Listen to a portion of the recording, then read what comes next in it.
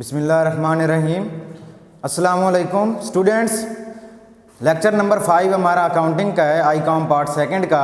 तो पहले जो हमने लेक्चर पढ़े थे उसमें कंसाइनमेंट का चैप्टर कर रहे थे, तो उसको अभी फ़िलहाल हम बाकी रखेंगे, आगे नेक्स्ट करेंगे। तो पहले हम जो हैं वो MCQs, जो इम्पोर्टेंट MCQs हैं पेपरों में आते हैं, वो हम कर लेते हैं। आपका सिलेबस अगर आप देखें तो आपका सिलेबस जो है 60 से 70% कंप्लीट है, लेकिन MCQs जो हैं वो जो हैं इम्पॉर्टेंट, वो आज हम करेंगे। उन MCQs से आपकी तैयारी जो है वो बेहतर हो जाएगी। MCQs जो हैं 20 नंबर के होते हैं, आपको पता है। तो 20 नंबर वेरी इंपॉर्टेंट होते हैं, एक एक नंबर बहुत ही अहम है। MCQs का 1 नंबर होता है, तो 1 नंबर आपके मार्क्स इजाफी करने में बहुत ही इम्पॉर्टेंट होता है। तो यहाँ पहले आपको MCQs करने की ज़रूरत है। तो MCQs में पहला एक इम्पॉर्टेंट जो मैंने पेपर इधर लिखा है वो 2019 का है। उसके बाद 2018, 17, 15 और 16 वाले जो हैं वो भी हम करेंगे मुल्तान बोर्ड के। तो पहले 2019 के जो MCQs आए हुए हैं पेपर में वो हम करेंगे। तो आइए हम शुरू करते हैं MCQs को। तो 2019 के मैंने MCQs इधर लिखे हैं। पहला MCQ इधर है, single entry system is a. Single entry system कौन सा सिस्टम है, मॉडर्न है या ओल्ड है? ये आपको पता है, ये ओल्ड सिस्टम होता है, जबकि डबल एंट्री सिस्टम जो है ये मॉडर्न सिस्टम होता है। Single entry system old system होता है, जबकि double entry system modern system होता है। तो यहाँ पे आपने जो ऑप्शन दिए गए होंगे आपको 4 ऑप्शन, उनमें से जो सही ऑप्शन होगा आपका वो क्या है, old system. Single entry system is a old system, यानी कि एक पुराना सिस्टम है।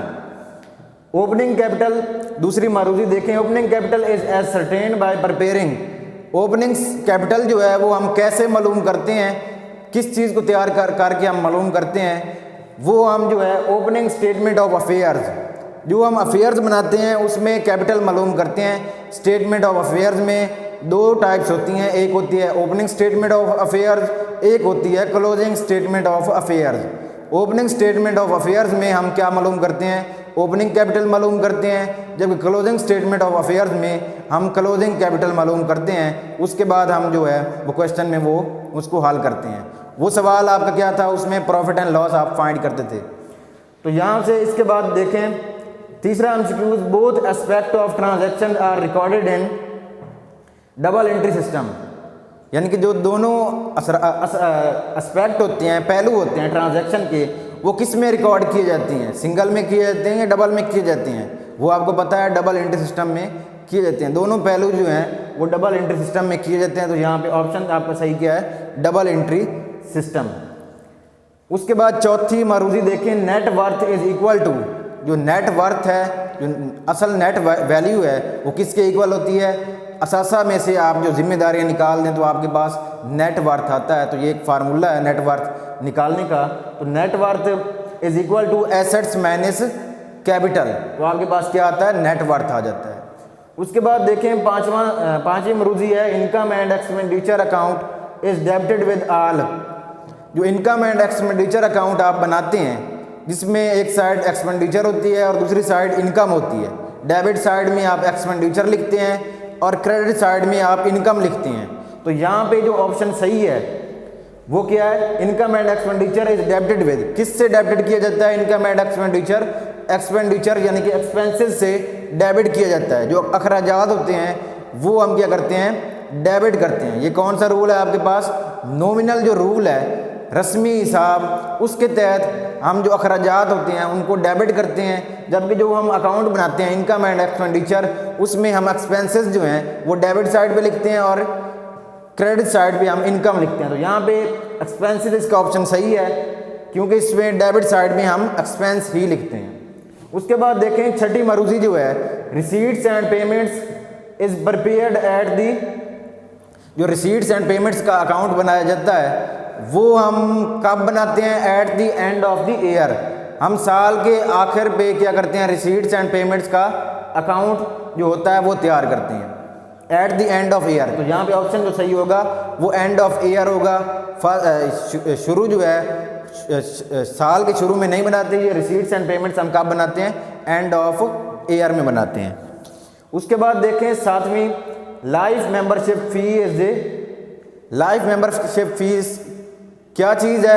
ये एक कैपिटल एटम है। क्या है? ये कैपिटल एटम है जो एक दफ़ा ही जो चीज़ इकट्ठी जमा करवा दी जाए किसी नॉन ट्रेडिंग कंसर्न या गैर तजारती इदारे में, तो वहाँ पे जो लाइफ मेंबरशिप फीस है वो क्या है? एक कैपिटल एटम है, यानी कि एक सरमाए का एटम है, क्योंकि वो लाइफ मेंबरशिप एक दफ़ा इकट्ठी सारी रकम जमा करवाई जाती है। तो ये क्या है? कौन सा एटम है? कैपिटल एटम है। उसके बाद 8वीं मरूजी देखें, the person who sends goods to his agent for the purpose of sale is called. जो पर्सन एक शख्स होता है, चीज़ें सेंड करता है एक एजेंट को for the purpose of sale, फ़रोख्त करने के मकसद से, उसे हम क्या कहते हैं? कंसाइनर कहते हैं। कंसाइनर जो है वो सेल करने के मकसद से अपने एजेंट को, यानी कि एजेंट कौन है यहाँ पे? एजेंट जो है कंसाइनी है। तो कंसाइनर कंसाइनी की तरफ क्या सेंड करता है? चीज़ें सेंड करता है सेल करने के मकसद से। तो यहाँ पे ऑप्शन जो सही है वो क्या है? कंसाइनर। कंसाइनर सेंड करता है अपने एजेंट की तरफ चीज़ें। उसके बाद the amount paid to a person who is invited to deliver lectures in a club in is known as, एक अमाउंट जो पेड की जाती है पर्सन को और इन्वाइटेड किया जाता है टू डिलीवर लेक्चर्स, कि लेक्चर डिलीवर करे इन ए क्लब, कि क्लब में आके वो क्या करे? लेक्चर्स को डिलीवर करे, इज नाउन एज, उसे हम क्या कहते हैं? ऑनरेरियम कहते हैं, यानी कि एजाजिया कहते हैं। वो एजाजिया के तौर पे उसे कुछ दिया जाता है, उसे एजाजिया कहेंगे। तो ऑप्शन एजाजिया सही है। तो 3-4 ऑप्शन दिए जाते हैं, वेजेस दिया गया, सैलरीज, जो भी है उनमें से कौन सा ऑप्शन सही है यहाँ पे? ऑनरेरियम, यानी कि एजाजिया। उसको एजाजिया दिया जाता है क्लब में, जब वो क्लब में आके लेक्चर्स डिलीवर करता है। उसको सैलरीज नहीं दी जाती, ना ही कोई मजदूरी दी जाती है, बल्कि क्या दिया जाता है? लेक्चर्स के बदले उसे एजाजिया दिया जाता है, यानी कि ऑनरेरियम दिया जाता है। उसके बाद 10वीं मरूजी देखें, account cell is submitted by. Account cell जो है वो कौन सबमिटेड करता है? ये कंसाइनमेंट के चैप्टर में हमने पढ़ा है कि जब वो अपनी तमाम लेन देन ट्रांजैक्शन को कंप्लीट कर लेता है तो एक बैंक ड्राफ्ट के ज़रिए से अकाउंट सेल को सेंड करता है कंसाइनर की तरफ। कंसाइनर की तरफ जो अकाउंट सेल का एक कॉलम सेंड करता है जिसमें बैंक ड्राफ्ट के ज़रिए से सेंड किया जाता है, तो वो अकाउंट सेल कौन सेंड करता है? कंसाइनर की तरफ सेंड करता है। तो यहाँ पे ऑप्शन जो है वो कंसाइनी ठीक है, यानी कंसाइनी ऑप्शन ठीक है यहाँ पे। उसके बाद 11 देखें, consignor acts entirely on behalf of. जो कंसाइनर है वो किसके बिहाफ पे, कंसाइनी जो है किसके बिहाफ पे काम करता है? मुकम्मल तौर पे किसके बिहाफ पे काम करता है? कंसाइनर के बिहाफ पे काम करता है। 11वीं मरूजी थी consignee acts entirely on behalf of consignor. किसके बिहाफ पे कंसाइनी काम करता है? कंसाइनर की बिहाफ पे कंसाइनी जो है वो काम करता है। यहाँ पे ऑप्शन जो है वो कंसाइनर ठीक है। उसके बाद देखें आगे 12 जो है, registration of partnership is. Partnership जो है एक कारोबार है, उसकी रजिस्ट्रेशन ज़रूरी होती है या नहीं ज़रूरी होती है वो आपको पता है, वो ऑप्शनल होती है, ज़रूरी नहीं, आपकी मर्ज़ी है, या depends on will of partners. इन दोनों में से कोई एक ऑप्शन अगर दिया गया है मरूजियों में, तो दोनों ऑप्शन अगर दिए गए हैं तो दोनों में से एक पर लगा दें तो वो भी सही है, या एक पे लगा दें, लगाना तो एक पर ही है, तो दोनों ऑप्शन ही सही हैं। यहाँ पे ऑप्शनल भी ऑप्शन है, उनका मर्जी भी है, depends on will of partners, यानी कि वो पार्टनर्स की ख्वाहिश पर क्या करता है? डिपेंड करता है। तो इस रजिस्ट्रेशन ऑफ पार्टनरशिप क्या है? Depends on will of partners. तो depend on will of partners यहाँ पे MCQ सही है, ये ऑप्शन सही है। In ordinary partnership maximum number of partners are. जो ऑर्डिनरी मामूली एक आम पार्टनरशिप होती है उसमें ज़्यादा से ज़्यादा तादाद कितनी होती है? 20, यानी कि 20 होती है, और कम से कम तादाद 2 होती है, जबकि बैंककारी के निज़ाम में ज़्यादा से ज़्यादा तादाद 10 होती है और कम से कम कितनी होती है?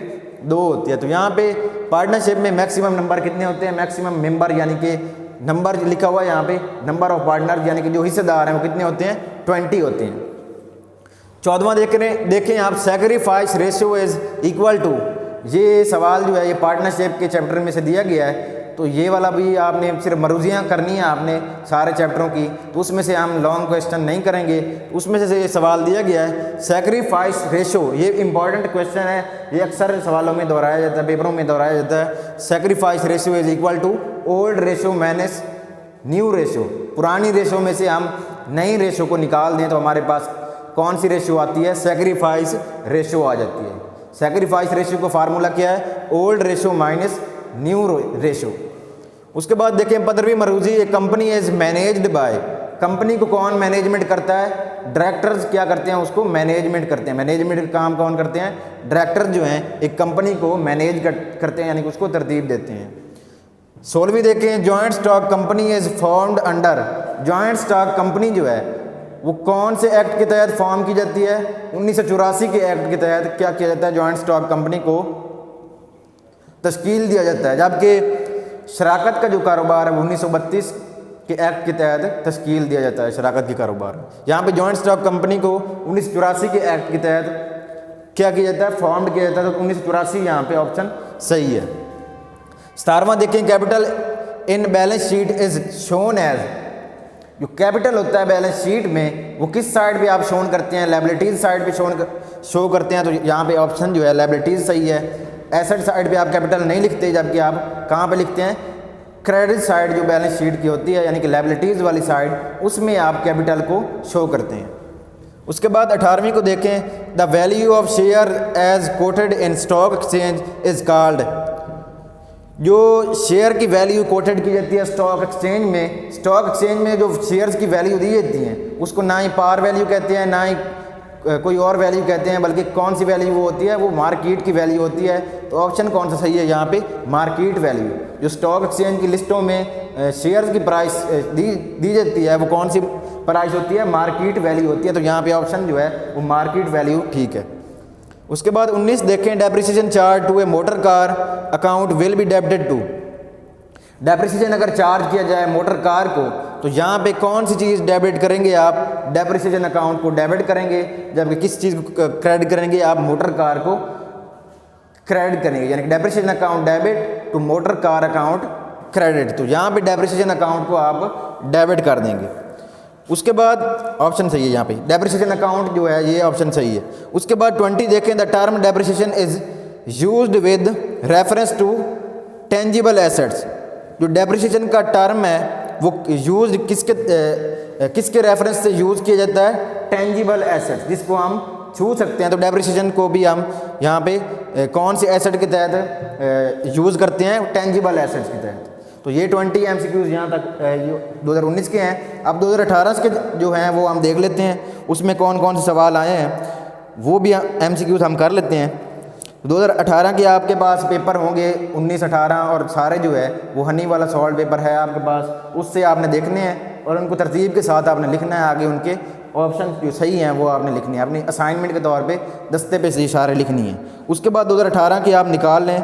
2018 में पहली मरूजी जो है वो है, in single entry system only dash are opened, कौन सा खाता ओपन किया जाता है। यहाँ पे ऑप्शन दिए गए हैं, personal account, real account, nominal account, real and nominal account. तो सिंगल एंट्री सिस्टम में कौन से अकाउंट को ओपन किया जाता है, पर्सनल अकाउंट को ओपन किया जाता है। तो यहाँ पे ऑप्शन नंबर ए जो है वो ठीक है, यानी कि पर्सनल अकाउंट। उसके बाद देखें दूसरा, credit sale can be obtained by preparing cash book, statement of affairs, debtor account, creditor account. Cash यानी क्रेडिट सेल ऑब्टेन किया जाता है किसको प्रिपेयर करके, डेटर अकाउंट को प्रिपेयर करके क्रेडिट सेल करते हैं। डेटर का ताल्लुक सेल के साथ होता है, जबकि क्रेडिटर का ताल्लुक किसके साथ होता है, परचेज के साथ होता है। ये चीज़ आपने याद रखनी है, जो डेटर है उसका ताल्लुक सेल के साथ है और क्रेडिटर का ताल्लुक जो है वो परचेज के साथ है। ये पहले भी मैंने आपको बताया था, फिर आप इसको दोहरा लें। तीसरी मरूजी देखें, in appearance the statement of affairs is similar to, जो स्टेटमेंट ऑफ अफेयर्स आप बनाते हैं वो किसके सिमिलर होती है, वो बैलेंस शीट के सिमिलर होती है, यानी कि सेम बैलेंस शीट की तरह होती है। तो ऑप्शन नंबर यहाँ पे बी सही है, बैलेंस शीट। उसके बाद देखें आप चौथी मरूजी जो है, credit purchase can be ascertained by preparing, जो क्रेडिट परचेज है वो हम किसके तहत प्रिपेयर करते हैं। पहले भी मैंने आपको बताया, यानी कि परचेज का ताल्लुक किसके साथ है, परचेज का ताल्लुक जो है वो डेटर के साथ होता है, जबकि सेल का ताल्लुक जो है डेटर के साथ है और परचेज का ताल्लुक जो है वो क्रेडिटर के साथ है। तो यहाँ पे ऑप्शन जो है वो क्रेडिटर अकाउंट सही है। क्रेडिट परचेज का ताल्लुक किसके साथ है? क्रेडिटर अकाउंट के साथ। तो यहाँ पे ऑप्शन नंबर बी सही है, क्रेडिटर अकाउंट। पांचवी मरूजी देखें आप, receipts and payment account shows, receipts and payments account क्या शो करता है? Debit and credit balance of ledgers, incomes and expenditures, cash receipts and payments, assets and liabilities. Receipts and payments क्या show करता है? Cash receipts and payments, option number C सही है। उसके बाद छठा देखें आप, subscription received in advance is, जो सब्सक्रिप्शन आप रिसीव करते हैं एडवांस में उसे आप क्या कहते हैं? उसे वो कौन क्या चीज़ होती है? आपकी लायबिलिटीज़ होती है, जो आप पहले से वसूल कर लेते हैं एडवांस, वो आपकी लायबिलिटी होती है, तो वो आप लायबिलिटी में लिखते हैं। तो इसका ऑप्शन नंबर सी सही है, लायबिलिटी। सातवां देखें, non profit making organisation prepare it to determine surplus या डेफिसिट। जो नॉन प्रॉफिट ऑर्गेनाइजेशन है वो प्रिपेयर क्या करते हैं? सरप्लस या डेफिसिट मालूम करने के लिए वो इनकम एंड एक्सपेंडिचर को बनाते हैं ताकि वो डेफिसिट या सरप्लस फाइंड कर सकें। उसके बाद देखें आप, the amount paid to a person who is invited to a deliver lectures in a club is known as, उसे आप क्या कहते हैं? जो ये दोबारा मरूजी आ गई है आपकी, मरूजी पहले 2019 में आई है, आप 2018 में यही आ गई है, उसे आप ऑनरेरियम कहती हैं, ठीक है। उसके बाद देखें नौवां सवाल, the consignee is principal, agent, buyer, seller. Consignee क्या होता है? एजेंट होता है, प्रिंसिपल नहीं बल्कि एजेंट है। कंसाइनी एजेंट के तौर पे काम करता है। किसके एजेंट के तौर पे काम करता है? कंसाइनर के एजेंट के तौर पे कंसाइनी काम करता है। उसके बाद 10वीं मरूजी देखें आप, in case of del creditor commission the liability for bad debts is on consignor, consignee, customer, notary public. तो यहाँ पे ऑप्शन जो है वो कंसाइनी सही है, यानी कि डेल क्रेडिटर कमीशन जो जिम्मेदारी है बैड डेट्स की वो कौन देता है? वो कंसाइनी की जिम्मेदारी होती है, तो यहाँ पे कंसाइनी सही है। डेल क्रेडिटर कमीशन का हमने टॉपिक अभी करना है, ये रहता है, तो ये बाद में हम करेंगे। उसके बाद 11 देखें आप, a company is owned by, company कौन ओन्ड करता है? कंपनी का मालिक कौन होता है? यहाँ पे कंपनी इज़ ओन्ड बाय, अगर आप पहले भी देखें तो यहाँ पे आपके पास a company is managed by directors, जबकि ओन्ड बाय जो है, ओन्ड शेयर होल्डर जो होते हैं वो कंपनी को ओन्ड करते हैं। उसके बाद देखें 12वां सवाल, a company created by the grant of royal charter is called, जो रॉयल कैरेक्टर के तहत कंपनी को क्रिएट किया जाता है वो क्या होती है? इसका ऑप्शन नंबर ए लिखा हुआ है, चार्टर्ड कंपनी, बी है स्टेटरी कंपनी, सी है company limited by guarantee, D है कंपनी लिमिटेड बाय शेयर्स। तो यहाँ पे जो ऑप्शन सही है वो है आपका चार्टर्ड कंपनी, यानी कि चार्टर्ड कंपनी जो होती है वो रॉयल कैरेक्टर के तहत कायम की जाती है। तो यहाँ पे ऑप्शन नंबर ए सही है, चार्टर्ड कंपनी। उसके बाद देखें 13वां जो है, when shares are issued at price less than the face value it is called issue of shares at par, premium, discount या बुक वैल्यू। 4 ऑप्शन दिए गए हैं। जो लेस देन होती है वो आपकी डिस्काउंट वैल्यू होती है, जो मोर देन होती है वो आपकी प्रीमियम वैल्यू होती है। तो यहाँ पे आपका ऑप्शन नंबर सी सही है, यानी कि डिस्काउंट। उसके बाद देखें 14वीं मरूजी, capital with which a company is registered is called, जिस कैपिटल सरमाए से कंपनी रजिस्टर्ड की जाती है उसे आप क्या कहते हैं? अथराइज कैपिटल, यानी कि मंजूर शुदा सरमाए के ज़रिए से कंपनी जो है वो रजिस्टर्ड होती है। तो ऑप्शन नंबर ए सही है, अथराइज कैपिटल। 15वीं मरूजी देखें, the debenture which do not carry any charge upon the assets of the company are called, जो डिबेंचर होते हैं यानी कि ऐसे तमस्कात जिनकी अदायगी के लिए कंपनी के एहसास से जिम्मेदार ना हो वो कहलाते हैं, वो नेक्ड डिबेंचर यानी कि अरियां तमस्कात कहलाते हैं। तो यहाँ पे ऑप्शन नंबर ए सही है, नेक्ड डिबेंचर। 16वां देखें आप, the partnership act is, partnership कौन से एक्ट के तहत कायम की जाती है? वो आपको पता है 1932 के एक्ट के तहत कायम की जाती है, जबकि जॉइंट स्टॉक कंपनी जो है वो 1984 के एक्ट के तहत कायम की जाती है। तो यहाँ पे ऑप्शन नंबर ए सही है, 1932। 17वां देखें, the benefit of the goods name या reputation of business is called, जो रेपुटेशन होती है किसी भी बिजनेस की, अच्छे नाम, जो अच्छा नाम या मशहूरी होती है वो किस वजह से होती है? गुडविल की वजह से होती है, साख की वजह से होती है। तो यहाँ पे ऑप्शन नंबर बी सही है, गुडविल। उसके बाद देखें 18वां, under straight line method depreciation is calculated on.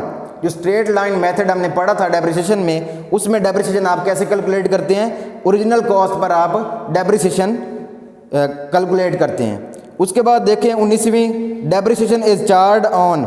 Depreciation किस पे चार्ज किया जाता है, सिर्फ फिक्स्ड एसेट पे चार्ज किया जाता है। तो यहाँ पे ऑप्शन जो है ए सही है, फिक्स्ड एसेट्स ओनली।